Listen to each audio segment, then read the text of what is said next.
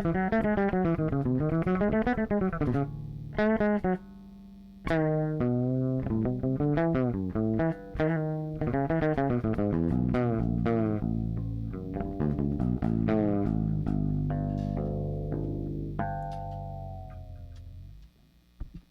Wednesday. You hear that humming? That 60 cycle hum? That's a 1970 Marshall Major. The only thing that's not original in that thing is the tubes. I have the original Mullards because they're gold, and you know, that's it. But I have excellent tubes in it when we could still get good tubes, and they ain't cheap.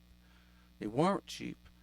Um, so that's coming out of one side, okay, where you can hear the hum. You gotta wear headphones for this video. The other side is a bass DI, a Sansamp bass DI. Okay, this is the original one where you took the back off, and then you had these four little potentiometers, and then you can tweak them. What I did was, for all sakes, I put it back to like factory settings. I have another Sansamp DI that I'm just using the through. So I'm plugging the bass into that, okay, and then the through is going into a couple of effects, which are not on right now, and then into the other driver, and then it's coming straight out of that. It's not on, it's off into this Marshall. So it's just, there may be a slight coloration, because these boxes, even if you don't turn them on, they have something about them.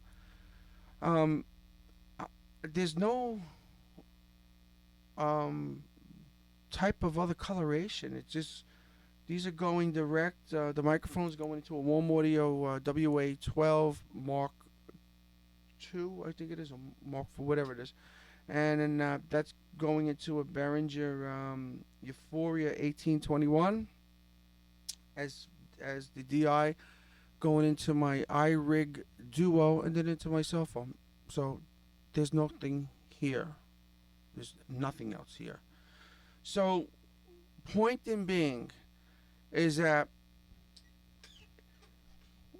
it got to a point that who really wanted to lug a big amp like this around? I got tired of doing it. And then when I started showing up in places, they're like, you ain't going to use that here. Well, that's my amp. I'm quite sure a lot of us went through that, right? But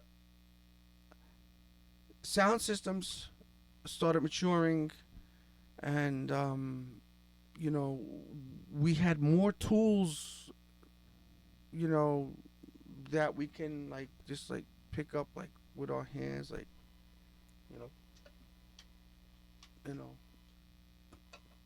and it gave everything that the front of the house needed, and it gave you everything that you needed, and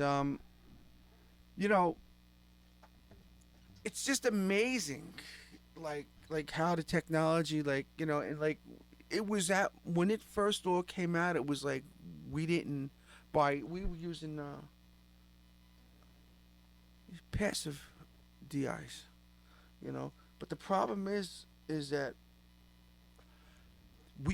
we know that even to date that little bit of a growl in the mix in a song when we record, it makes a big difference. You can solo the bass track and it may sound like crap, but once you lay it in there, that's where it all sits inside the mix. This 70 Marshall Major,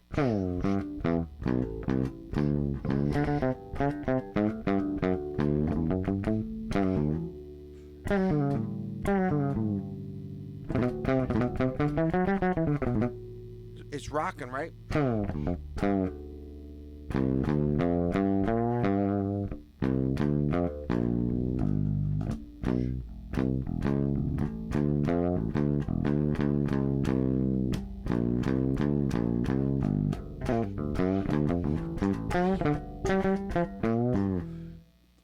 But then again, watch this. Watch what this amp's gonna do.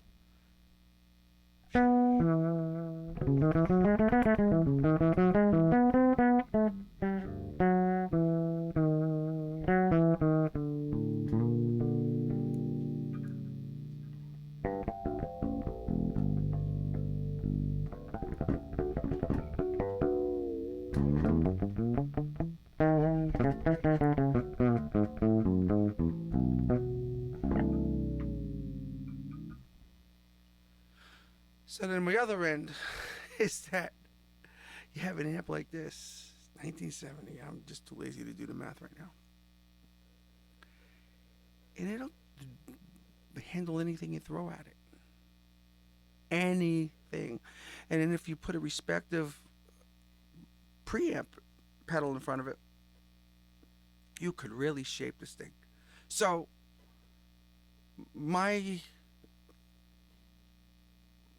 whole point of this is that if we still got them, you might as well use them. All right? So, Marshall Major, 1970, and the original Sansamp Bass DI.